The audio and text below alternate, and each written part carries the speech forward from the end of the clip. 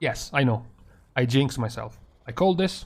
By the time I was finishing my other class changes and beta changes video, that Blizzard would have pushed even more changes in the meantime, and they did. We've got some new stuff, particularly around class changes, some more of them, this time not focused around legendaries or covenants, but more about just spells and abilities. So let's go through them. The first change is a very nice one.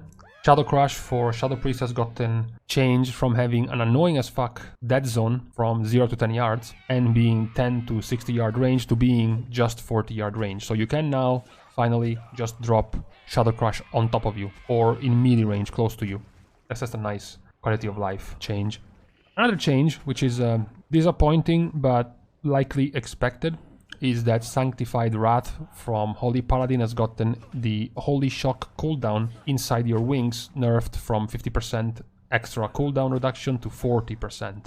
This is, if you remember, due to the fact that Holy Shock's base cooldown has been reduced from 9 to 7.5. So apparently they are going to let you have a lower cooldown on your Holy Shock, but they are making up for it by not making it as reduced within your Avenging Wrath window if you're using Sanctified Wrath. Actually, it's going to be more reduced, simply because of the baseline is 7.5 seconds now, so I guess this was a fix to not make it excessively broken. Again, I don't think it will at the start of the expansion, but it would likely be eventually deeper into the expansion. So it's one of those things you have to suffer, being nerfed for the sake of the future of the expansion rather than the start. Now, who hasn't been nerfed though, I mean, how could they, in the state they are in, is Fire Mage. Fire Mage has gotten a 10% buff on their most important abilities, core of their rotation, Fire Blast, Fireball, Flame Strike and Pyroblast.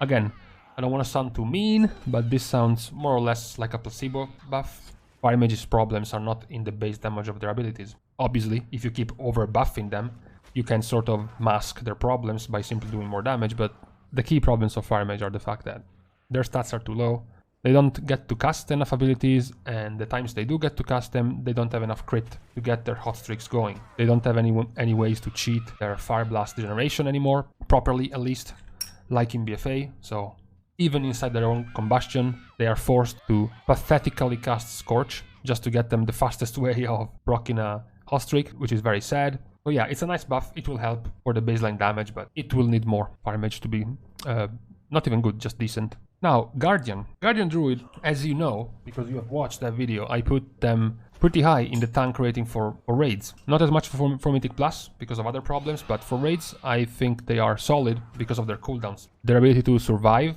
big hits thanks to those cooldowns, and the fact that they don't suffer as much the lack of self-sustain and the lack of magical defense in a raid, where you have multiple healers and multiple external cooldowns that can help.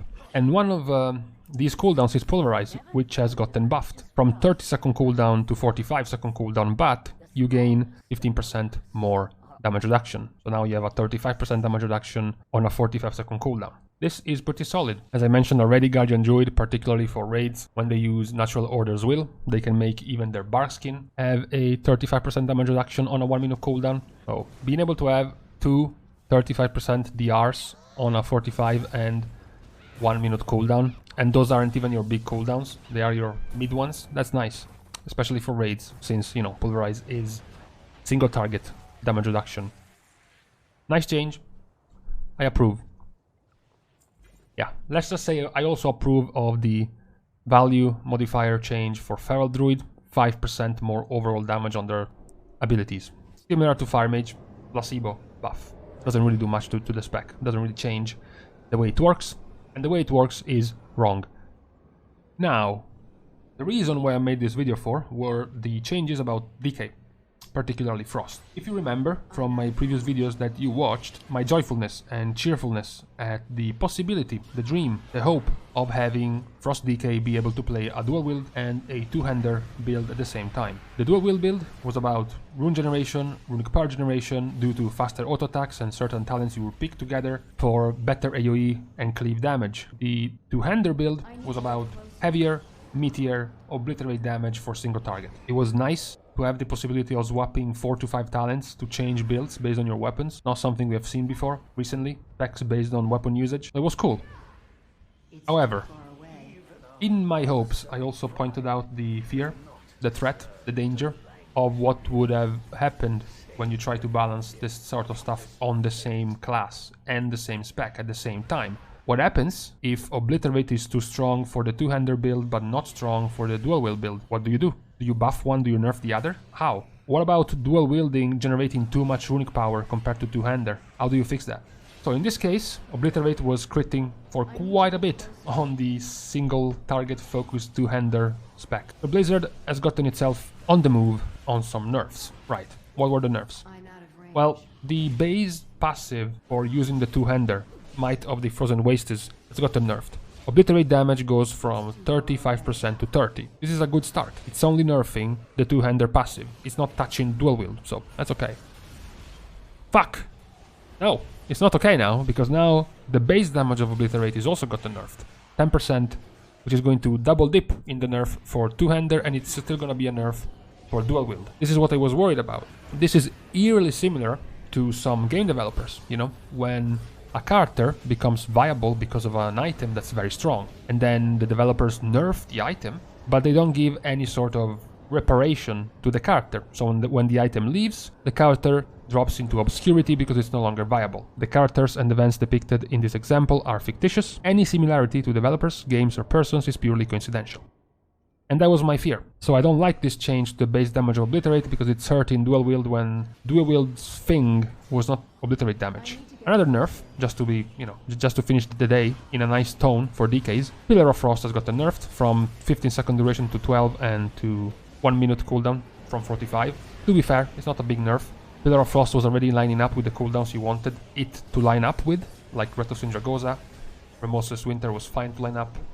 Frostmoon Fury was fine to line up, so it wasn't that big of a deal. It's just annoying, you know, to see your cooldowns nerfed. Yeah, sorry DKs, I lied.